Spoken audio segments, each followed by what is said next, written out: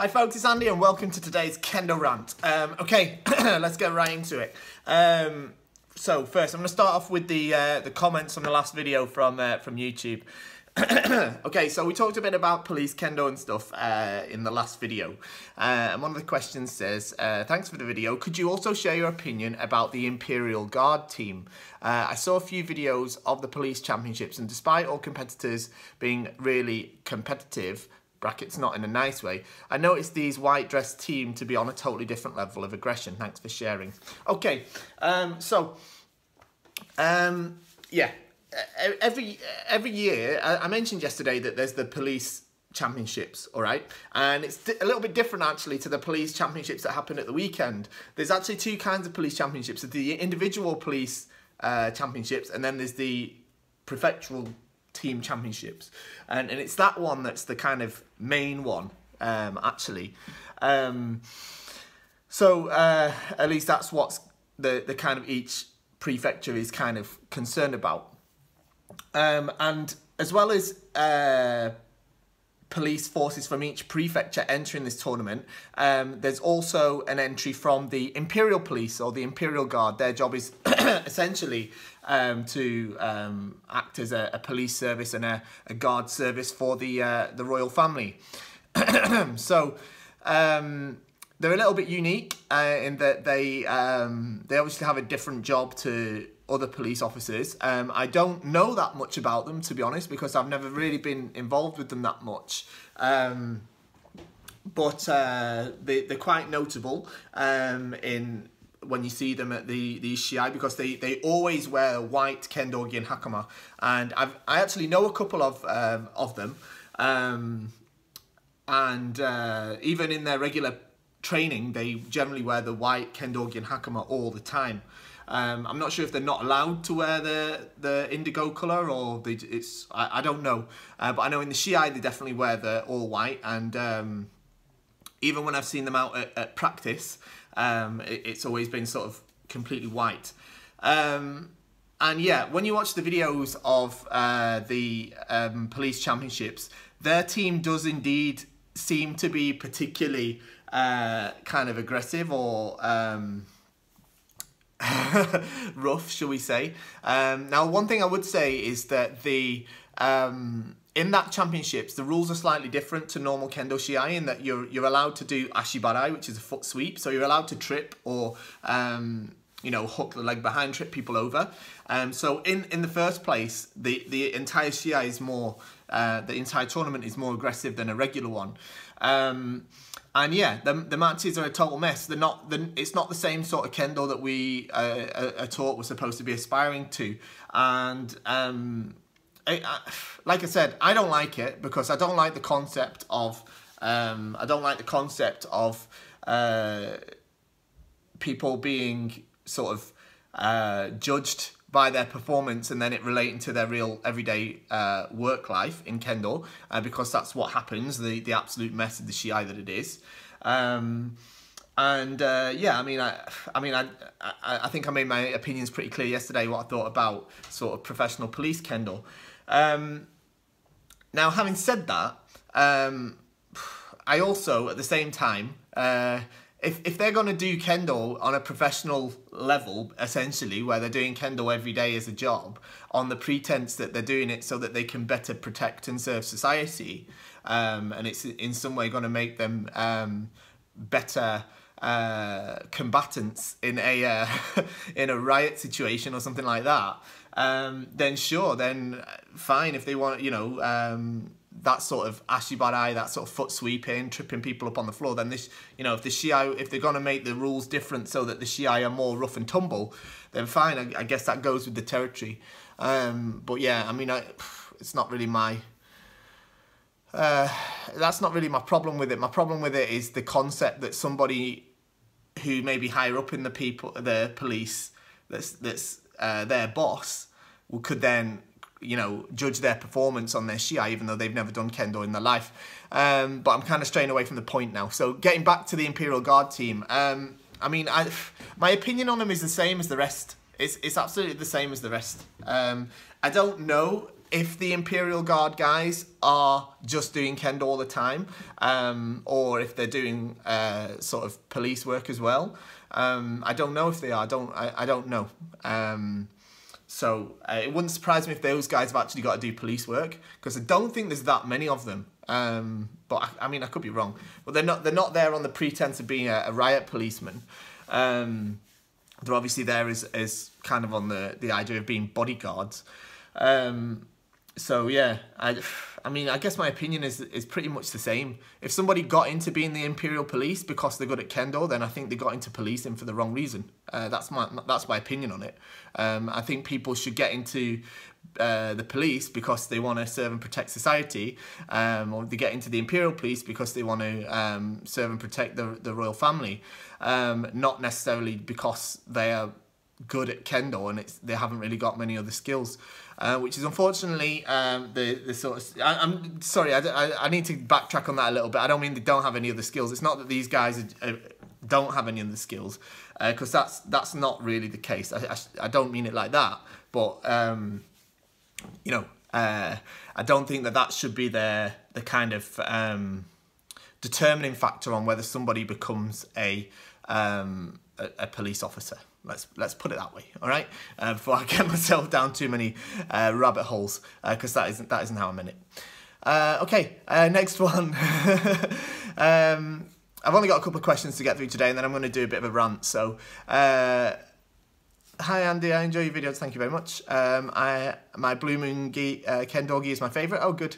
I have a question about Zanshin. In some matches that I've been in and seen, after a successful strike, the opponent tries to stop the Zanshin.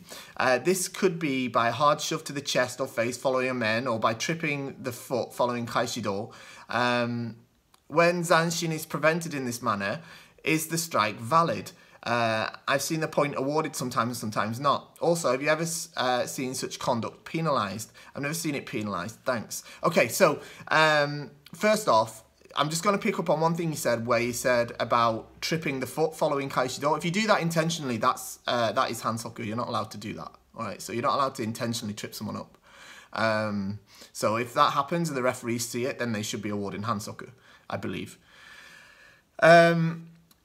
In other cases, but it isn't normally what happens. What tends to happen is somebody goes for Kaishido, especially if they've got kind of a bit of a bent posture, and the person that's just been hit on the door doesn't want to lose the door point, so they kind of give them a shove and then they go toppling over, which is quite easy to do because, you know, often we do Kaishido or Nukido with Ayumiashi, so that means that your feet are actually crossed.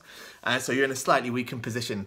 Similarly, after you've hit men, if your arms are up a little bit high and they shoved you, there's actually talk of that becoming Hansoku, but I'm not sure it's going to be on the something that we're going to see on the cards in the near future. So, right. Zanshin, actually, for me, Zanshin is kind of a prerequisite of Yuko Datotsu, and just because your opponent interferes with it, okay, doesn't mean that it isn't there or doesn't necessarily exist or should be ignored. So if you execute a great Kaishido and then the other guy turns around and shoves you over, therefore preventing you to kind of properly separate and retake your Kamae, it's not really your fault. And if we didn't award points on that basis, then that would become a tactic of people who were, particularly people that weren't good at Shiai.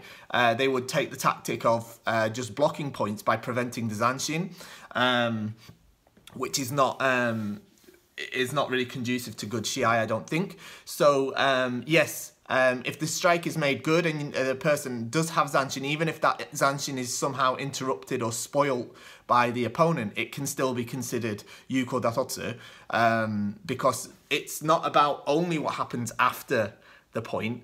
You know, if someone tries to hit your men and then you somehow try to block them going anywhere or separating from you, something like that, I mean, it's not really, there's not a lot you can do about it, you know. It's not your fault that you couldn't do that. Doesn't mean that you don't have Zanshin. Zanshin's more of a mental thing anyway, than just the physical components of it, although the physical components are important. But just yeah, I mean, if somebody kind of interrupts that or disturbs that, doesn't mean that you definitely have to lose the point. It depends on the situation. So that's why you'll have seen sometimes, it's quite common actually after Kaishido or something like that, after Nukido, Kaishido, because somebody's got their hands up, they get hit on the door because they're either going out with men like this or they're kind of blocking like this. They get hit on the door, they get them down quickly and try and do a kind of shove, and the other person falls over. But if the door is executed properly at the right time, then even if you get pushed over after it, it can still count as ippon, and it's fair for it to do so. In terms of, like I said, having the conduct penalised, and I assume you mean when somebody like interrupts the zanshin by doing that sort of pushing over or what have you.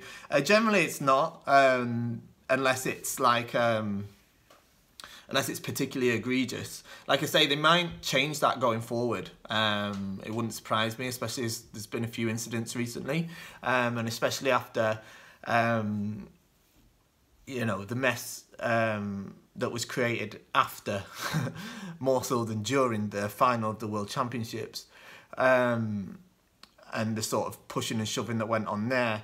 So it wouldn't surprise me if we start to see more regulations or rules come in about that, perhaps. It wouldn't surprise me if we saw something, for example, saying that you're not allowed to push higher than a certain area or something like that. Maybe not allowed to push higher than the top of the domine or something.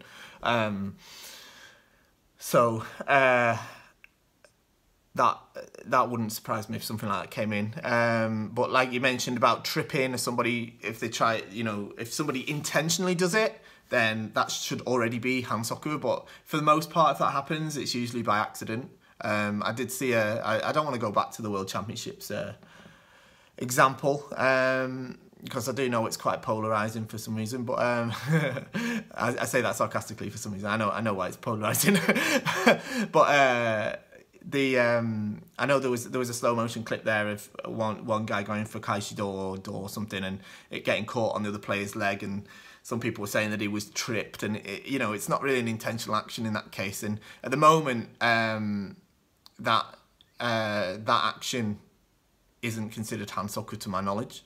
If that changes, then that's a different story. So yeah, that's why you don't really often see it penalised, because the rules surrounding it are just a bit grey at the moment. So that's where I sort of fall on that. Okay. Next one was about okay, I'm going to quickly go on this one because I did comment back to it, but this is from the Kendo Show Early Access group. If you're not in that group, get in it. It's there's a link in the description. It's free to join. There's loads of discussion going on, and that's where you get the first access to the instructional videos that I post. So, there's a new one coming soon, so yeah, make sure you're in it so you're ready for it. It says, thanks for answering the question on hitting hard or not. It's always useful and positive. After watching several of your rants, I've noticed the trend of people talking just about technique and not about the mentality and spirituality of Kendo, which is good, because today I'm going to talk a little bit about the sort of mentality of Kendo, shall we say. Some of my younger club members do not do Kendo for fun and fitness and ignore the mental and spiritual aspects. I'd love to give examples of this being in the non-Kendo world, i.e. how mentality gained in Kendo has helped you or others advance personally, if possible, professionally. Apologies for the long post. Okay, so, right. First off, it's totally normal for youngsters to just do Kendo for fun, right?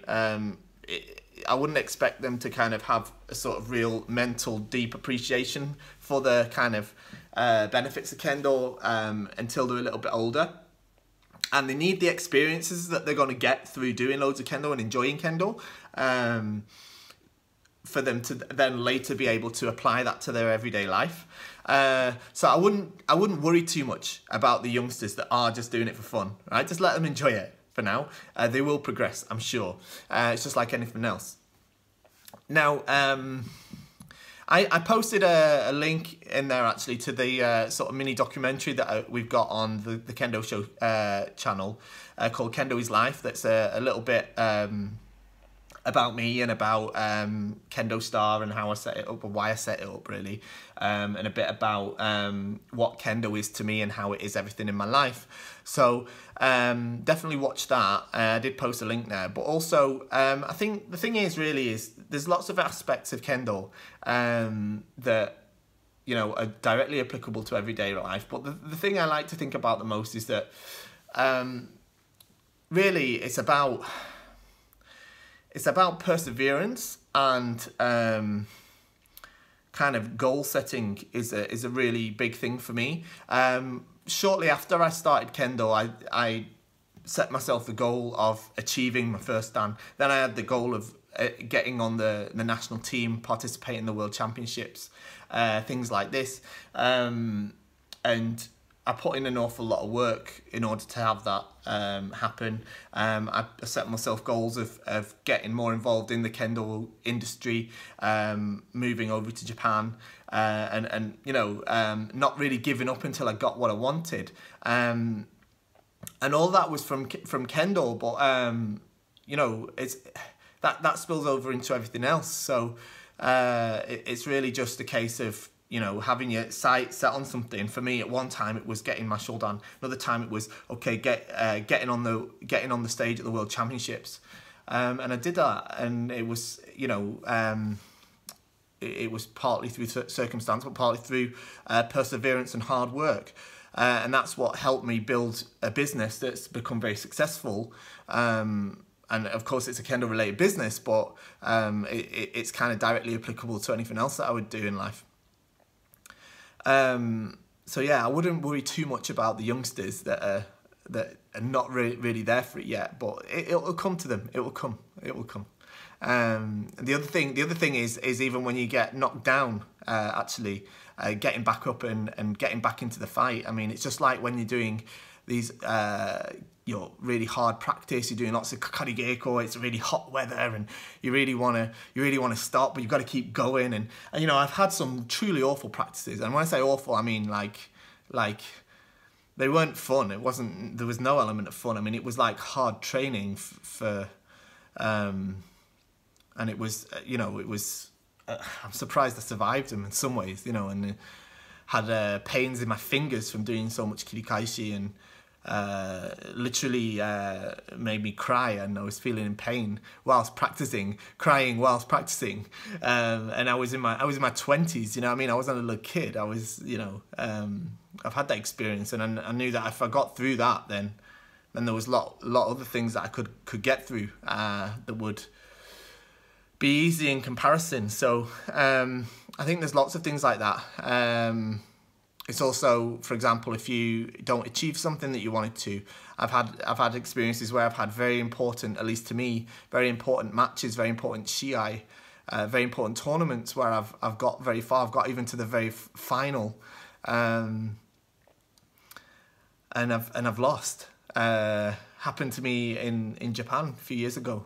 I got all the way to the final of an individual tournament, and it was. I don't know how I got there, because I beat some people that were a lot better than me that day, but that's how it goes. That's how the Shiai goes. And I got all the way to the final, and I knew that I could do it. I knew that I could make it, but I lost my composure, and I actually I was pushed out of the Shiai-jo after Hikiwaza, and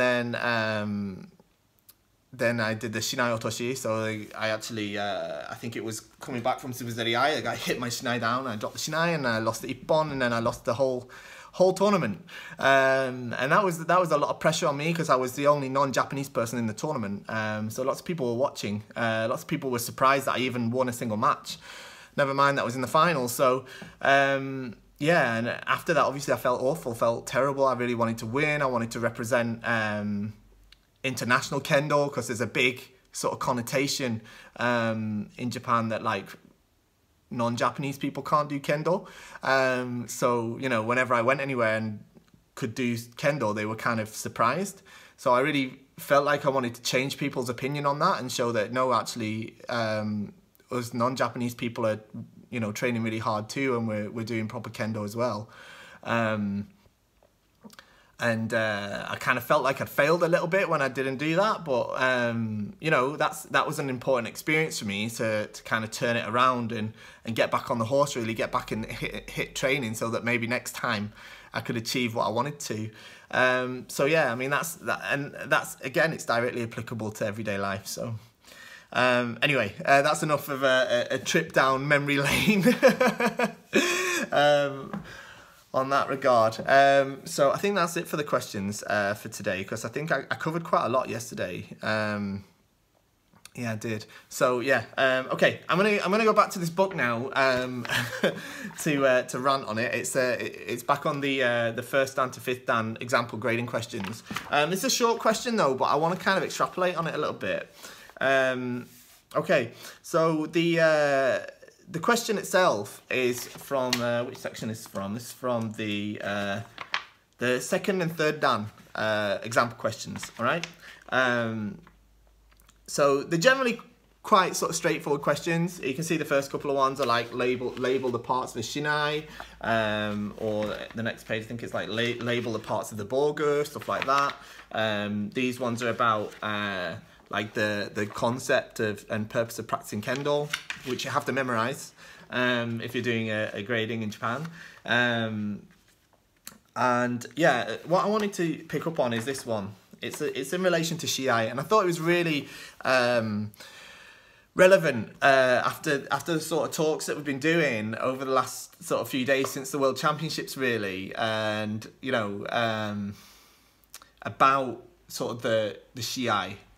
And I mean, what I want to qualify with really is obviously, of course, this is the ideal. Yeah, this talks about the ideal of what we, you know, ideally should be doing. So probably this is going to contradict slightly some of my opinions that I shared about the World Championships, because the World Championships is a very special sort of event, and where it becomes about more than what's just written here, in my opinion, and that's what I talked about, obviously. But what we're going to go back to now is sort of the basics of what Shiai is all about, and that's what this says. It says, well, it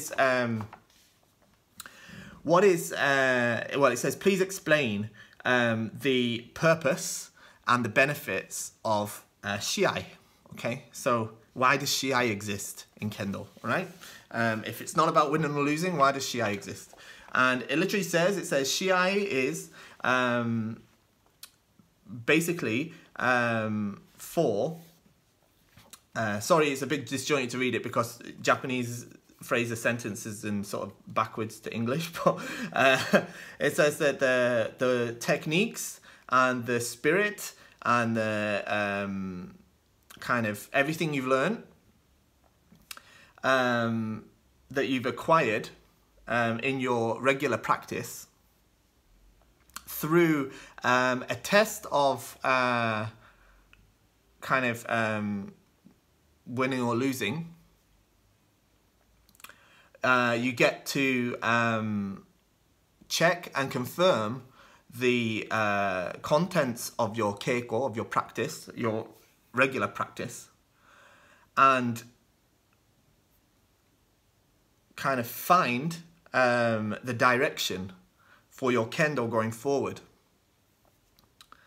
And that's it, all right? So it's just it's actually one sentence in here, but it requires more than one to translate it. Okay, so let's break it down a little bit because it is super important. All right, so first it talks about the techniques and the abilities that you've acquired in your regular practice. All right, so every day we go to practice, every week or every time you go to practice, you're repeating a set, you know, number of actions with the purpose of improving them, all right? At least that's what you should be doing. So you have that, all right? So you have your techniques, you have your kendo that you've polished in the dojo to whatever level that you're at.